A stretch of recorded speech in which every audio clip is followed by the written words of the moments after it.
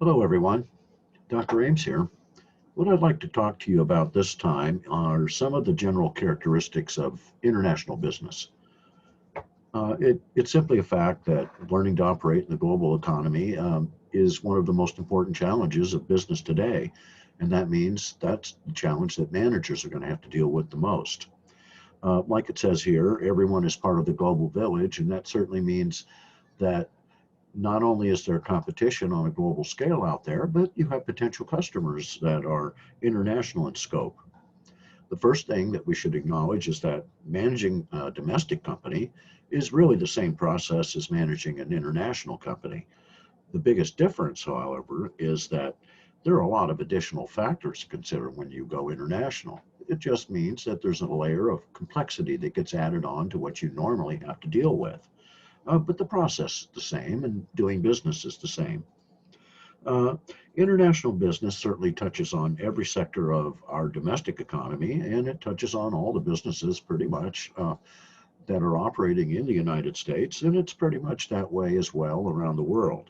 US products are all over the world, and products around the world are consumed in the US.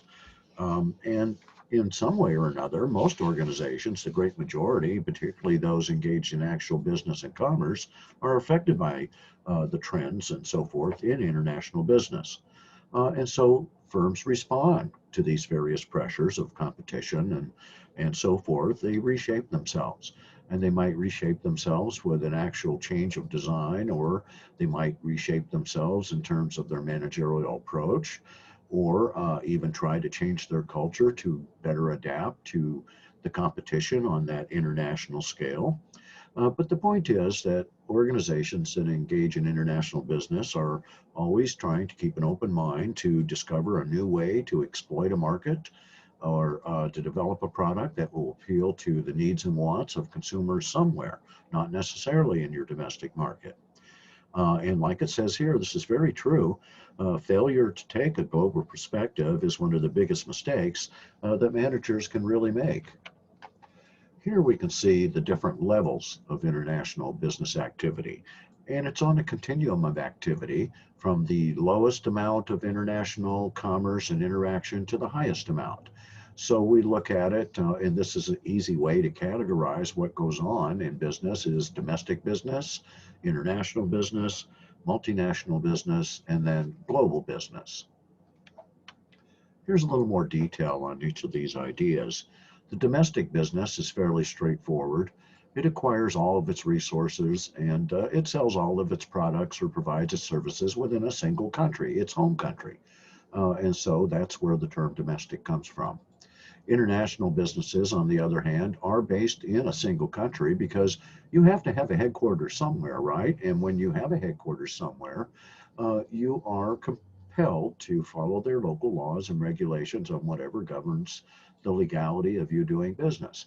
So based in a single country, but you're acquiring a meaningful share of resources and revenue and so forth from other countries. So that's the real difference between international and domestic. Now, when we look at it as multinational, well, these are businesses that more or less transcend those national boundaries. They still have a headquarters in some city in some country somewhere, but they're buying and selling raw materials and they're borrowing their money and they're making products and selling products in the worldwide marketplace. And they're not necessarily focused to the greatest extent in their own domestic home markets. Global businesses are a little different. Uh, I don't know that I could really give you an example of a global business today because the concept is more theoretical, I think, at this point, because they're supposed to transcend national boundaries. They're not committed to a single home country. Well, those are things that multinational businesses really do. If a global business is not committed to a single home country or transcends business boundaries, that means they have no headquarters anywhere, and it's hard to say how you would really classify them. But I think it's conceptual in the sense that you are maybe a super multinational business or so forth.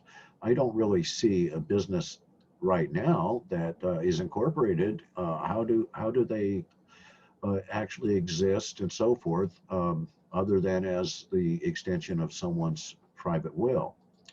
Okay, folks, that's all I want to talk about this time. I'll talk to you again soon.